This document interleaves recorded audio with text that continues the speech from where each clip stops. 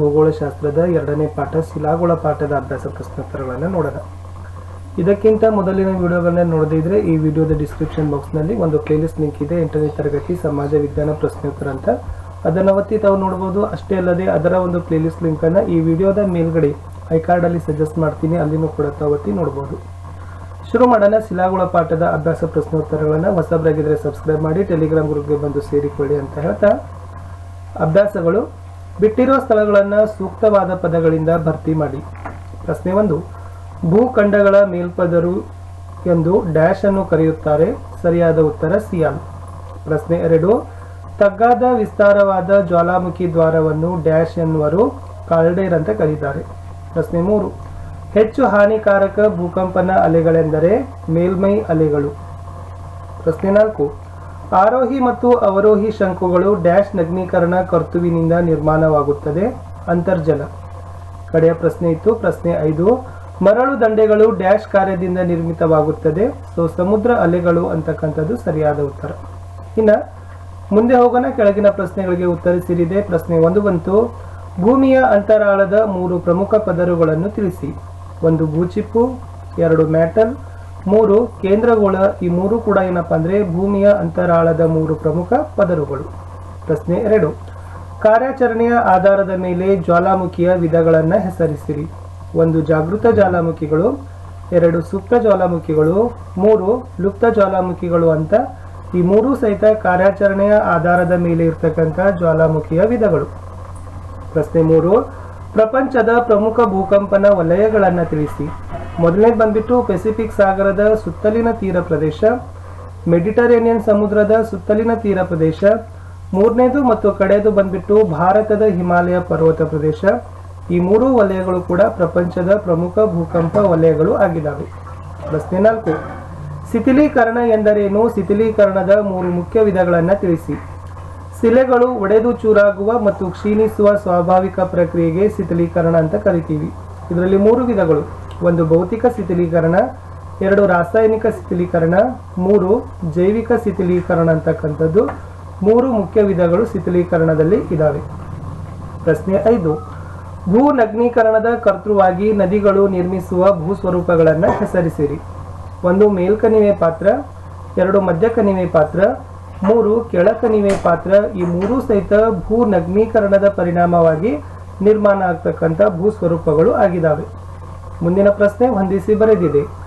ಸೈಮ ಇದರ ಜೊತೆ ಇರ್ತಕ್ಕಂಥ ಸರಿಯಾಗಿ ಹೊಂದಾಣಿಕೆ ಆಗ್ತಕ್ಕಂಥ ಜೋಡಿ ಸಾಗರಿಕ ವಲಯದ ಮೇಲ್ಪದರು, ಮರಳುಗಲ್ಲು ಕನಸಿಲೆ, ಹೊರಕೇಂದ್ರ ಭೂಕಂಪ, ಗೇಸರ್ ಅಂತರ್ಜಲ, ಲೋಯಸ್ ಅಂತಕ್ಕಂಥದ್ದು ಹಳದಿ ಮಣ್ಣು. ಈ 5 ಕೂಡ ಪ್ರಶ್ನೆಗಳನ್ನು ಏನು ಮಾಡಿದ್ದೀವಿ, ಸರಿಯಾಗಿ ಹೊಂದಿಸಿ ಬರೆದಿದ್ದೀವಿ. ಮುಂದೆ ಹೋಗೋಣ. ಮುಂದಿನ ಪ್ರಶ್ನೆ 4, ಈ ಕೆಳಗಿನವುಗಳನ್ನು ಅರ್ಥೈಸಿ ಅಂತ ಇದೆ. ಅಂದ್ರೆ ಇಲ್ಲಿ ಇರ್ತಕ್ಕಂಥ ಒಂದು ಕಾನ್ಸೆಪ್ಟ್ಗಳನ್ನು ಕೊಟ್ಟಿದ್ದಾರೆ, ಪರಿಕಲ್ಪನೆಗಳನ್ನು ಕೊಟ್ಟಿದ್ದಾರೆ. ಅವುಗಳನ್ನು ನೀವೇನು ಮಾಡಬೇಕಪ್ಪ ಅಂದ್ರೆ ಅವುಗಳ ಅರ್ಥಗಳನ್ನು ಬರಲಿಕ್ಕೆ ಪ್ರಯತ್ನವನ್ನ ಮಾಡಬೇಕು. ಮೊದಲನೇ ಬಂದ್ಬಿಟ್ಟು ಜಲಜ ಶಿಲೆಗಳು ಅಂತ ಕೇಳಿದ್ದಾರೆ. ಜಲಜ ಶಿಲೆಗಳಂದ್ರೆ ಏನು ಬರಿಬಹುದಂದ್ರೆ, ಕನಶಿಲೆಗಳು ಅಗ್ನಿಶಿಲೆಯ ನಂತರ ರಚನೆಯಾಗುವುದರಿಂದ ಸಮುದ್ರ, ಸಾಗರ ಮೊದಲಾದ ಜಲರಾಶಿಗಳಲ್ಲಿ ಸಂಚಯಿತವಾಗುವ ಶಿಲೆಗಳನ್ನು ಜಲಜ ಶಿಲೆಗಳು ಅಂತ ಕರಿತೀವಿ. 2 ಪೆಸಿಫಿಕ್ ಅಗ್ನಿವೃತ್ತ ಅಂತ ಇದೆ. ಈ ಪೆಸಿಫಿಕ್ ಅಗ್ನಿವೃತ್ತ ಅಂತಕ್ಕಂಥದ್ದು ಏನಂತಂದ್ರೆ, ಈ ಸ್ಥಳದಲ್ಲಿ ಆಗಾಗ ಜ್ವಾಲಾಮುಖಿಗಳು ಸಂಭವಿಸ್ತವೆ. ಯಾವತ್ತೂ ಕೂಡ ಪೆಸಿಫಿಕ್ ಅಗ್ನಿವೃತ್ತದಲ್ಲಿ ಜ್ವಾಲಾಮುಖಿಗಳು ಕಂಡು ಬರ್ತವೆ ಅಂತ ಹೇಳಬಹುದು. ಪ್ರಶ್ನೆ 3, ಭೌತಿಕ ಶಿಥಿಲೀಕರಣ ಅಂತ ಕೇಳಿದ್ದಾರೆ. ಭೌತಿಕ ಶಿಥಿಲೀಕರಣದಲ್ಲಿ ಬರೀತಕ್ಕಂಥದ್ದು, ಶಿಲೆಗಳು ಯಾವುದೇ ರಾಸಾಯನಿಕ ಬದಲಾವಣೆಯಾಗದೆ ಒಡೆದು ಚೂರಾಗಿ ಮತ್ತು ಕ್ಷೀಣಿಸುವ ಕ್ರಿಯೆಗೆ ಏನಂತ ಕರೀತಾರೆ, ಭೌತಿಕ ಶಿಥಿಲೀಕರಣ. ಇಲ್ಲಿ ಯಾವುದೇ ರೀತಿಯಾಗಿರ್ತಕ್ಕಂಥ ರಾಸಾಯನಿಕ ಬದಲಾವಣೆಗಳು ಆಗೋದಿಲ್ಲ. ಕಾಲ ಗತಿಸಿದಂತೆ ಏನಾಗ್ತವಪ್ಪ ಅಂದ್ರೆ ಶಿಲೆಗಳು ಒಡಿತವೆ ಮತ್ತು ಅವುಗಳು ಕ್ಷೀಣಿಸ್ತವೆ, ಸವೆದು ಹೋಗ್ತವೆ. ಇದನ್ನೇ ಏನಂತ ಕರಿತೀವಿ, ಭೌತಿಕ ಶಿಥಿಲೀಕರಣ ಅಂತ ಕರಿತೀವಿ. 4 ಶಿಲಾನಿಚಯಗಳು ಅಂತ ಕೇಳಿದ್ದಾರೆ. ಮುಖ್ಯವಾಗಿ ಶಿಲಾನಿಚಯಗಳು ಏನಪ್ಪಾ ಅಂದ್ರೆ ಹಿಮೀಕರಣದ ಪ್ರದೇಶದಲ್ಲಿ ಕಂಡು ಬರ್ತಕ್ಕಂಥ ಮುಖ್ಯವಾದ ಭೂಸ್ವರೂಪಗಳು. ಅಂದ್ರೆ ಹಿಮದಿಂದ ಆವೃತವಾಗಿರ್ತಕ್ಕಂಥ ಪ್ರದೇಶಗಳಲ್ಲಿ ಈ ಒಂದು ಸ್ವರೂಪಗಳು ಏನ್ ಮಾಡ್ತವೆ, ಕಂಡು ಬರ್ತವೆ. ಅವುಗಳನ್ನ ಶಿಲಾನಿಚಯಗಳು ಅಂತ ಹೇಳ್ತೀವಿ. ಪ್ರಶ್ನೆ 5 ಇತ್ತು, ಇಂಗಾಲಾದಿಕ್ಯ ಶಿಲೆಗಳು. ನೋಡಿ, ಇಂಗಾಲಾದಿಕ್ಯ ಅಂತಂದ್ರೆ ಹೆಸರೇ ಸೂಚಿಸಿದ್ದಾರೆ, ಇಂಗಾಲ ಅಧಿಕ ಅಂದ್ರೆ ಸೊ ಕಾರ್ಬನ್ ಅಧಿಕವಾಗಿರ್ತಕ್ಕಂಥ ಶಿಲೆಗಳನ್ನೇ ನಾವೇನಂತ ಕರಿತೀವಿ, ಇಂಗಾಲಾದಿಕ್ಯ ಶಿಲೆಗಳು ಅಂತ ಕರಿತೀವಿ. ಇದಕ್ಕೆ ಉದಾಹರಣೆ ಕೊಡಬಹುದಾದ್ರೆ ಕಲ್ಲಿದ್ದಲು ಸಹಿತ ಒಂದು ಇಂಗಾಲಾದಿಕ್ಯ ಶಿಲೆಗಳಿಗೆ ಉದಾಹರಣೆ ಆಗಿದೆ. ಮುಂದೆ ಹೋಗೋಣ. ಪ್ರಶ್ನೆ 6, ಸುನಾಮಿ ಅಂತ ಕೇಳಿದ್ದಾರೆ.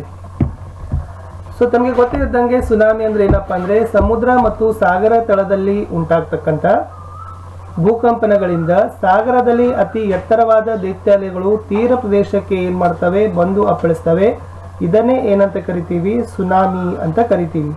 ಸೊ ಇದು ಕೂಡ ಮೋಸ್ಟ್ ಇಂಪಾರ್ಟೆಂಟ್.